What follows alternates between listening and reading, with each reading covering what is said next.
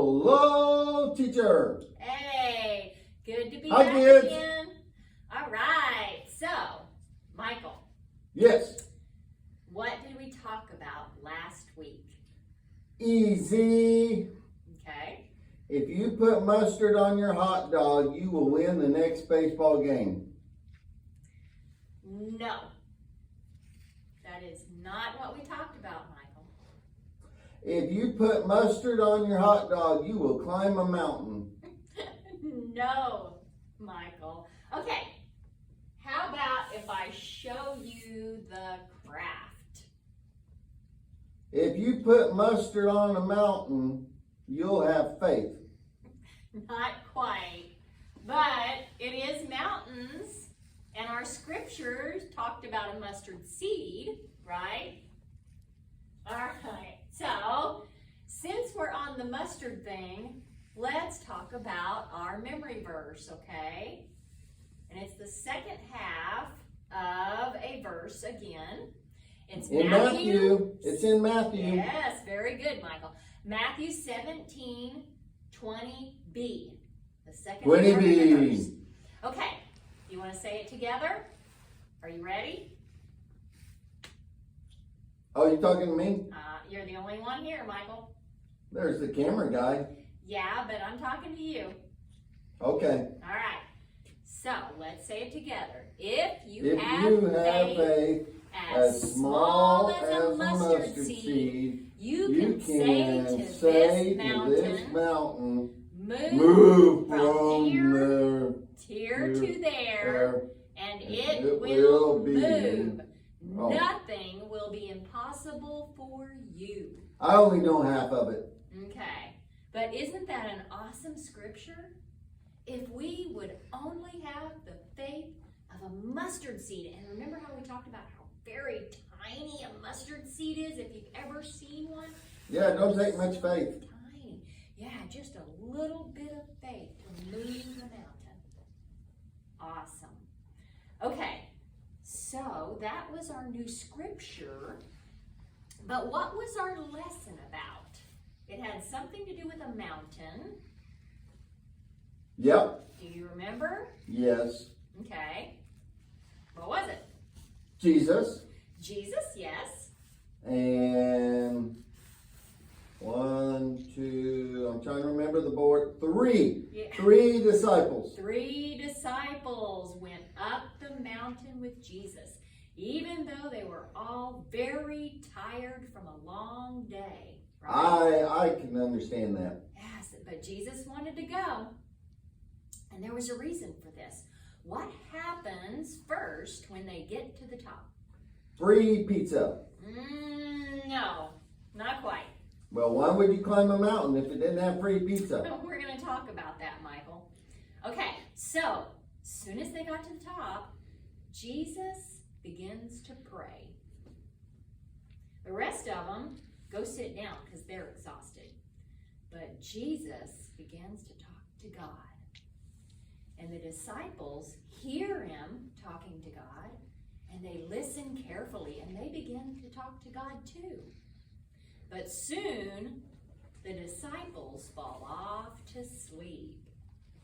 But Jesus, he continues to pray. And then what happens, Michael? Something amazing. He says, hey, wake up. No? Oh, 2 people show up. Okay, but first, suddenly a bright light shone all around Jesus. The disciples wake up, and Jesus was actually shining as bright as the sun. It was a night light. He was shining. Yeah, Jesus was the night light. He was so bright and shining. It was amazing. The disciples were amazed and scared at the same time. Who appeared with Jesus talking to him? This is those 2 people that showed up. Who were they? One was Moses. Very good. And the other? Elijah. Very good. It was Moses and Elijah. What were they doing with Jesus? Why were they there? They were supporting him. Yes, encouraging encouraging him because of what he was fixing to have to do, okay? He was going to go through some really, really hard times. So they were encouraging him. He needed encouragement because, as we know, Michael, Jesus is also human, right? He's God, but he was born flesh and blood just like us. Yep. Okay, so what happens after that? God says, listen to my son. Yeah, God spoke in a big cloud. He said, this is my beloved son in whom I am well pleased. So if they didn't already believe that he was God's son, you better believe it now, right? Because God just spoke. And in all their fear and amazement, the disciples fell face down to the ground when this happened. And then Jesus, he comes over to them, puts his hand on them and said, it's okay, don't be afraid. They raise up and look up, and nobody's there but them and Jesus. Wow, quite a story, right? Yep. Amazing. All right, so our next story is about Peter and about Jesus, okay? And something that happens. Before Jesus had called Peter to be one of his disciples, Peter had been a fisherman. Do you like fish? Yes, but I don't carry fish in my pocket. No, we don't tend to do that. Peter must have enjoyed fishing, but he gladly left his work to follow Jesus. Peter knew that Jesus was God's son. He loved hearing Jesus teach about God's kingdom and seeing the mighty miracles that Jesus performed. He wanted to learn as much from Jesus as he possibly could.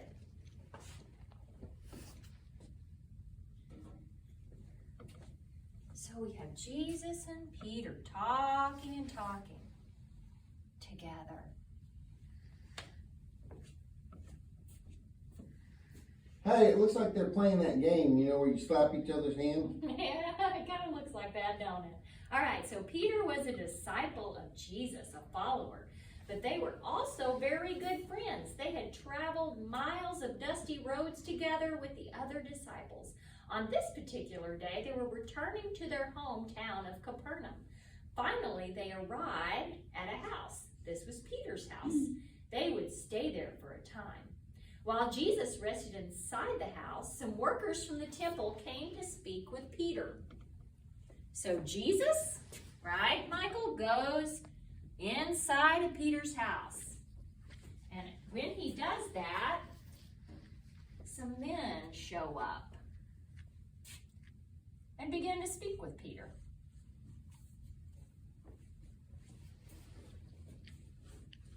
These were some workers from the temple. The temple workers had come to collect some money from Peter. The money that they wanted was called a temple tax. Can you guess what a temple tax might be? What do you think, Michael? What's a temple tax? I don't know, it sounds cool. Temple tax. Okay, so Temple it was tax. a tax for the house of God, the temple of God. Oh, I help pay for the church. Yeah, the church. The Jewish law said that every year each Jewish man 20 years or older had to pay half a shekel to the temple. A shekel was a coin worth about 64 cents. I like that too. Temple tax, half a shekel to the temple. Yeah. The temple workers would collect each man's half shekel and use the money to pay for repairing and maintaining the temple. The temple workers asked Peter if Jesus was going to pay the temple tax. Jesus was God's son. The temple was God's house. Do you think that Jesus should have to pay a tax on his own father's house?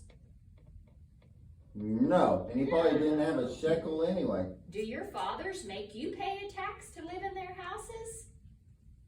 No. No. Peter wasn't sure what to say, so he answered yes. As Peter walked back into the house, Jesus asked him, "What do you think, Peter? Kings don't make the princes pay taxes on their kingdoms." As they talked, Peter realized what Jesus was saying. Since Jesus was the Son of God, he shouldn't be taxed in God's house. But then Jesus added, I don't want to pay the tax, but because the temple workers might be offended if I don't, I will do it. But where would Jesus get the money to pay the temple tax? He didn't get a paycheck for doing God's work and ministering and teaching to the people. But God is an all-powerful God, Michael. And if Jesus needed money to pay taxes, don't you think that his Father would provide?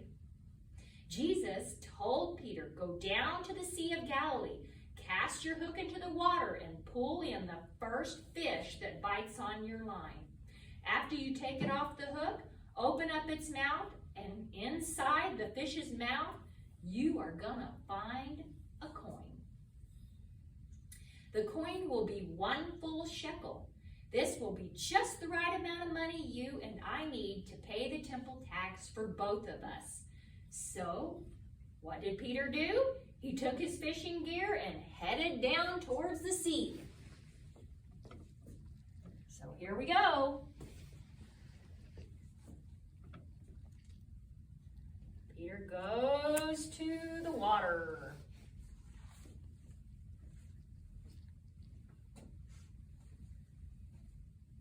To do exactly what Jesus told him to do. He grabs his fishing gear and Peter the fisherman heads to the water.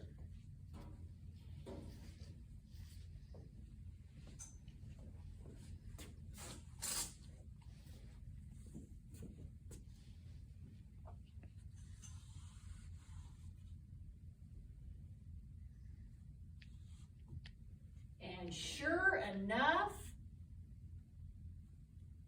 what do you think happens when he gets there? He caught a fish. Yeah, well, how about that? Once again, he would see the wonderful, miracle-working power of God. And how would he do that? When he cast out his fishing pole, first thing he did was pull in a fish, open the mouth, and there was the temple tax that they needed. Because once again, God always provides, right? One way or the other, he always provides if we just have faith and trust in him. He should have kept that fish. And they spit out more coins. Well, I don't think it works that way. I think God provides what we need, right? And they didn't need any more than what God provided. He takes care of us each and every day. Right, Michael? Right. All right. All right, kids. So don't forget to practice your memory verse. And we will have another craft that goes with this lesson. All right. Sounds We fun. will see you next time. Bye, kids. Bye. Bye, camera guy.